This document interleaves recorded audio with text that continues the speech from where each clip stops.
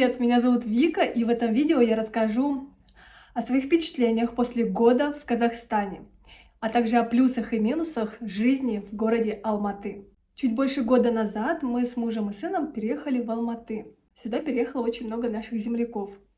Мы на самом деле не знали об Алматы вообще ничего. И когда мы сюда приехали, точнее я увидела горы. И до сих пор, спустя год, когда я поднимаю глаза наверх и вижу горы, мне кажется, что их кто-то вырезал на фотошопе и поставил. Настолько они прекрасны. Боже. Для меня лично это огромный плюс города, потому что всегда видишь горы. А горы для меня в последнее время это вот такой символ опоры, символ стабильности, который очень не хватало весь этот год. Было сложно.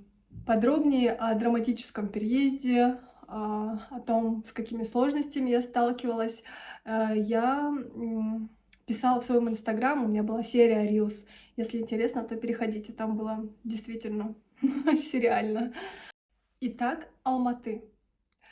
Город Алматы — это город-миллионник. Тут больше 2 миллионов людей проживают, и поэтому следующий плюс — это очень высокий уровень сервиса. Все, что душе угодно, ты можешь заказать и оплатить через прекрасный Каспий, которому я просто готова оды петь. Настолько четко и быстро, мгновенно работает QR-считывание, оплата по QR, что, ну, блин, аналогов, по-моему, я не встречала.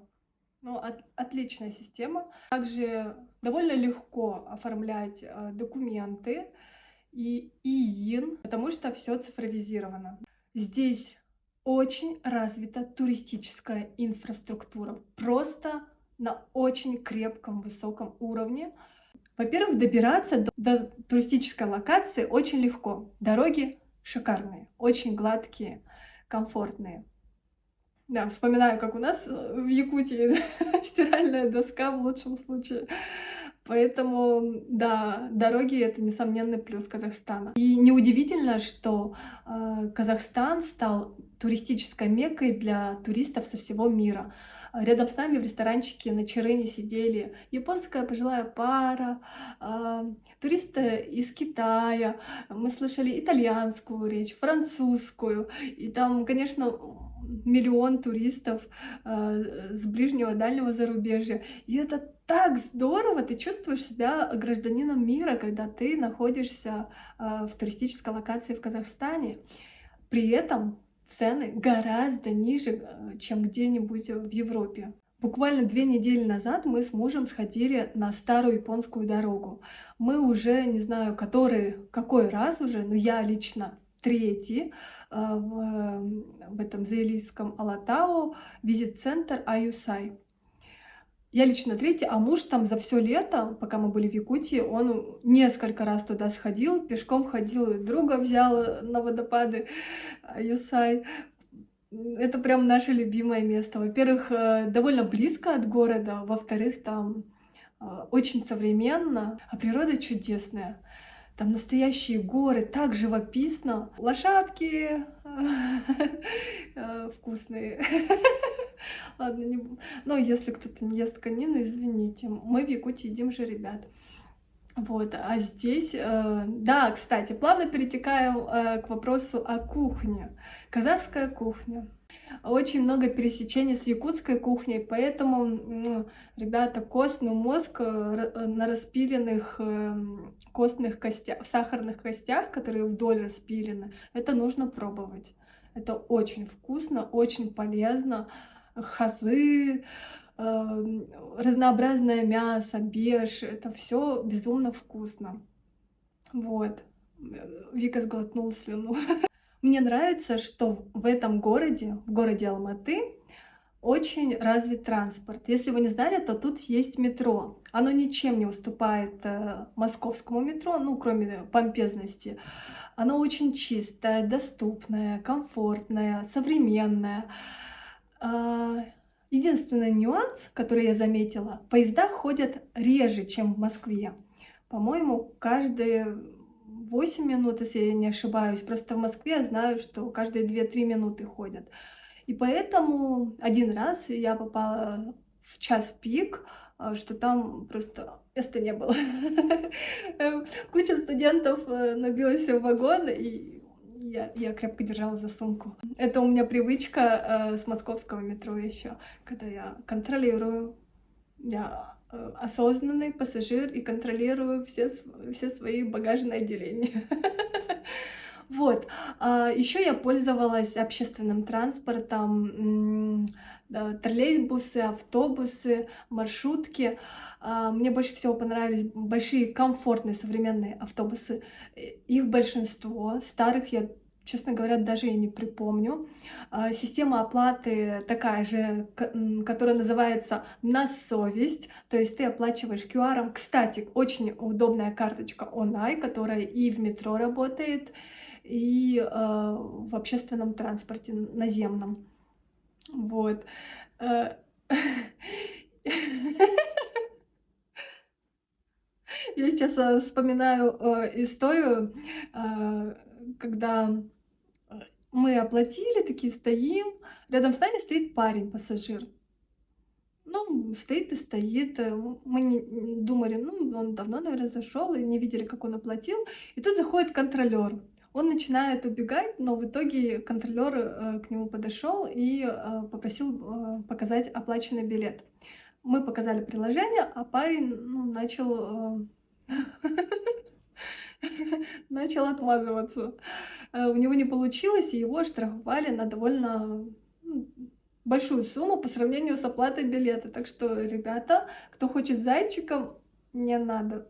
Еще хотела сказать про то, что тут такси, сервис такси по ценам гораздо доступнее, чем в Москве или России. Цены чуть-чуть ниже. Классный сервис такси InDriver, который родился в Якутии, и Яндекс. Пользуюсь обоими много и часто. За весь этот год точно было, да, я каталась на такси с ребенком в больницу, еще по каким-то делам. Алматы большой, кстати, да. И мне нравится такси, да, доступнее, чем в России. Недавно была новость, что Алматы стал дороже Москвы. Ну что я могу сказать? Это правда. Цены по сравнению с прошлым октябрем заметно выросли. Я имею в виду продукты. Я человек экономный, слежу за расходами и бюджетом. Часто хожу в магазины, сверяю цены и вижу, насколько они выросли. Очень значительно. И, к сожалению, да, сейчас уже Алматы такое дорогое удовольствие для иммигрантов. Вот. Если вы рассматриваете Алматы, имейте это в виду. Также будут проблемы со съемом жилья. О боже, это такая боль, когда мы сюда переехали в прошлом сентябре, в конце прошлого сентября, прошлого года, извините. Это, конечно, был ад. Настолько ажиотаж был на квартиры, что там ужасные квартиры сдавались за огромные цены. Мы сами изрядно обанкротились, залезли в долги, когда снимали квартиру за баснословные деньги. Сейчас цены на съемное жилье чуть-чуть упали, но не сильно. Да, Алматы, к сожалению, держит первенство в съеме и аренде жилья. Да, к сожалению, Алматы сейчас лидирует. Но я не удивлена, потому что Алматы классный, очень творческий. Здесь классные люди, здесь много арт-галерей, здесь много активностей. И вообще люди. Плавно переходим к людям, казахи. А теперь я расскажу всю правду о казахах. Люди просто топ. Один в один Саха. Очень похожи по ментальности, по открытости. Я не знаю, вот очень тонкие моменты, само ощущение, когда мы переехали сюда. Мне же есть чем сравнить, я же в Москве жила. Хотя в Москве, ну, типа я россиянка, и там я должна быть своей, но своей там никогда не была. М. Нет. А здесь чувство, что ты вот к своим, как к родственникам приехала. Вообще люди дружелюбные, открытые, очень коммуникабельные и очень добрые.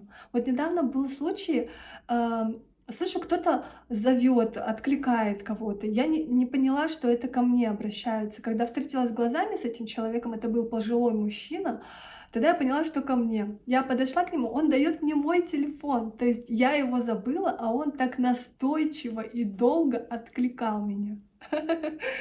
Э, Я так была удивлена и благодарила долго. Я знаю, рахмет.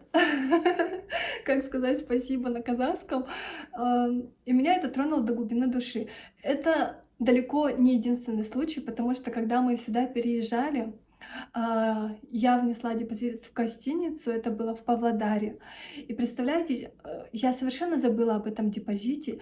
И спустя месяц, по-моему, парень, который работал на ресепшене, написал мне, что вот вы забыли свой депозит. То есть люди честные, порядочные. И этот парень отдавал этот депозит очень долго из своих денег, потому что бухгалтерия гостиницы там никак не могла там что-то сообразить, там бюрократические какие-то препоны были. В общем, он отдал из своих денег, а потом уже забрал у них денежки, ну, и себе. Вот представляете, насколько человек хотел мне помочь?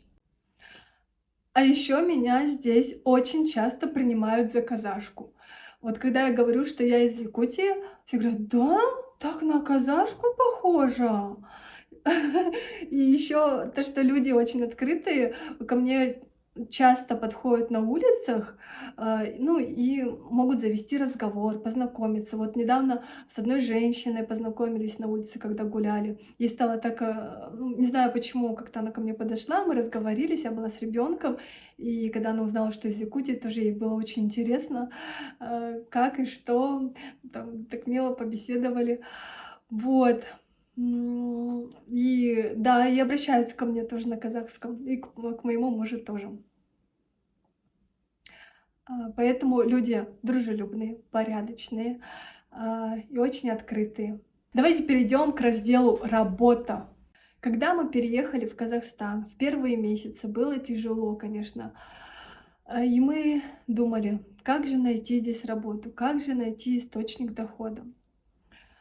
И начали искать работу и услышали такое мнение, что здесь на работу берут только если тебя рекомендуют, могут за тебя поручиться, то есть через знакомых по связям. Знакомых у нас в Казахстане вообще ноль.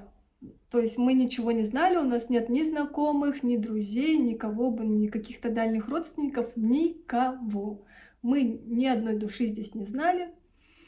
Приехали, порекомендовать, поручиться за нас никто из алматинцев, естественно, не мог.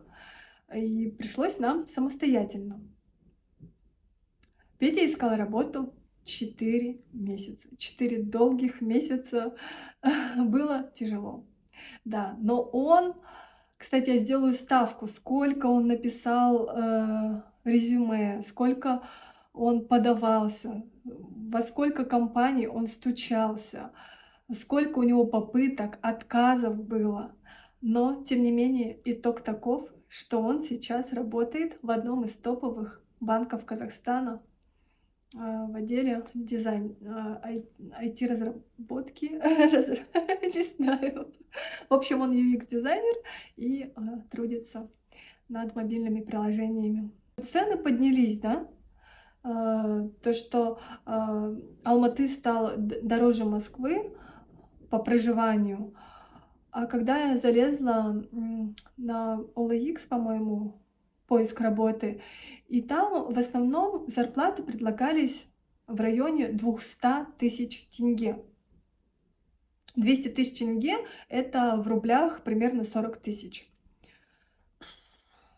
Это мало. Э, Я как суперэкономист смогу, конечно, прожить, на эти деньги в месяц, но не хочу.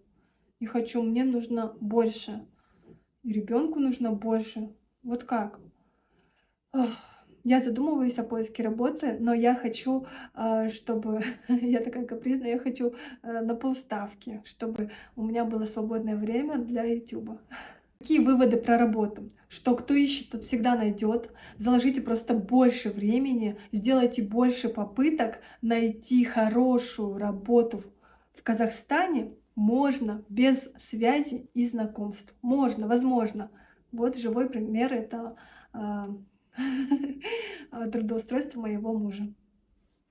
По поводу того, что город очень зеленый. Для меня это огромный плюс. Когда мы из Якутска переехали в Москву, я там просто каждую весну умирала от того, что цветут деревья. Боже, как это красиво! Но здесь, ребята, держите меня семеро. Тут не только прекрасные алма, прекрасные яблони, тут урюк, и это просто крышесносно. Мы живем в старом фонде, в старом районе. И здесь практически, на каждом шагу ты выходишь из подъезда, и на тебя падают черешенки. Боже мой! Тут 8 месяцев прекрасное теплое лето. У нас в Якутске 8 месяцев дубак. А здесь просто, не климат, а какая-то благодать. Очень-очень мягкий климат. Это несомненный плюс, всего Казахстана, я думаю. Но в первую очередь Алматы, конечно. Так, ам, и у меня тоже в "Инстаграме", кстати, есть моё удивление, насколько здесь люди, спокойно относятся к тому, что их окружает такая красота. Я хожу и просто с ума схожу. Тут розы, всяко разные ирисы разных цветов. Боже мой! Однажды летом я иду, такая смотрю: "Что это такое?" А там, представьте, такой вот, газон вспаханный, черная земля, и И тут и там лежат абрикосы. Они просто лежат на земле, упали плоды. Я такая, я остаюсь, разинув рот, смотрю на это. И подбегает мальчик. Я думаю: "О, он сейчас будет собирать абрикосы". А он там какую-то игрушку нашел в земле на абрикосы, вообще ноль внимания. Я такая: "Ну вот, только, наверно, мы, люди севера, в таком восторге". Но тем не менее, это так приятно, когда в городе ты видишь, настолько изобильные плодовые сады. Это удивляет. Это для меня лично несомненный плюс Алматы. Какие выводы? Ну, я влюблена в Казахстан. Когда я вернулась в Якутию этим летом, все спрашивали: ну чё, как там, как там?" Я там давай про горы рассказывать, про кухню, про людей, про то, что абрикосы там, вишни падают у нас во дворе обычном. Э, еще горные, чистые горные реки. Я пила из горной речки, когда мы поднимались на водопад. Ну, то есть вот такие вот моменты для меня, они очень ценные. Поэтому, наверное, мы и решили остаться в Казахстане, потому что нам здесь нравится. Мы, несмотря на то, что цены растут в Алматы, жилье не дешевеет, нам здесь нравится, мы здесь решили остаться. Теперь давайте я вам расскажу о том, что мне не нравится в Алматы. Во-первых, это воздух. Зимой особенно. Это выхлопные газы, раз. Это смог постоянный, потому что нет ветра. Город окружен горами и плохо продувается.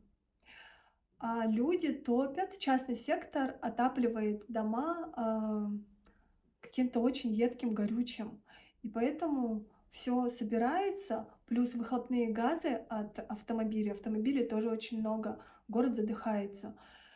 И действительно тяжело дышать. Мы жили вот ближе к центру в первые месяцы, я была в шоке. У нас прям под окном там кочегарили, невозможно было открыть окно, и страшно подумать, э, если, ну, лет 10 прожить, то на здоровье это точно скажется. А, не хочу об этом думать, потому что я выбрала Алматы для ближайшие годы, но я на очень надеюсь и почему-то, очень верю, что руководство города как-то решит эту проблему. Потому что я знаю, что эти проблемы, то есть не я знаю, а все урбанисты знают, что эту проблему, в принципе, можно решить. 2 минус, который меня очень-очень сильно пугал где-то первый год, до сих пор пугает — это землетрясение. Было несколько землетрясений, пока мы здесь жили. Я ни одного не заметила. Почему я боюсь? Я начиталась, посмотрела, разные источники. Все эксперты твердят, что землетрясение точно будет. Вопрос не будет ли, а когда будет. Э, и там, и ожидается вообще какое-то прям супер страшное землетрясение. После событий в Турции, конечно, все об этом заговорили. И я даже рассматривала Астану или другой город, Талгар, например, для жизни, но потом муж нашел работу, и мы решили остаться здесь, в Алматы. А на землетрясение вот так вот, как алматинцы. Ну, будет и будет. Надо довериться. Из личных выводов этот год был самым сложным, самым трудным за последние десятилетия. А, Этот год в то же время был очень интересным, очень насыщенным, особенно лето. Мы побывали очень много где, в туристических местах, правда, но тем не менее. А, Этот год подарил нам новых друзей. Этот год подарил нам новые впечатления. И самое главное, мы себя узнали гораздо лучше, потому что именно в трудных таких жизненных кризисах, ситуациях, а, и ты узнаешь себя.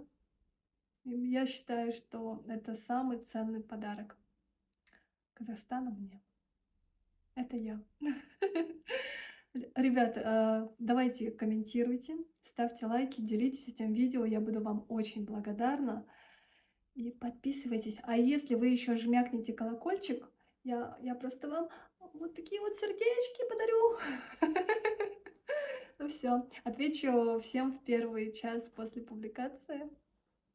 Пишите.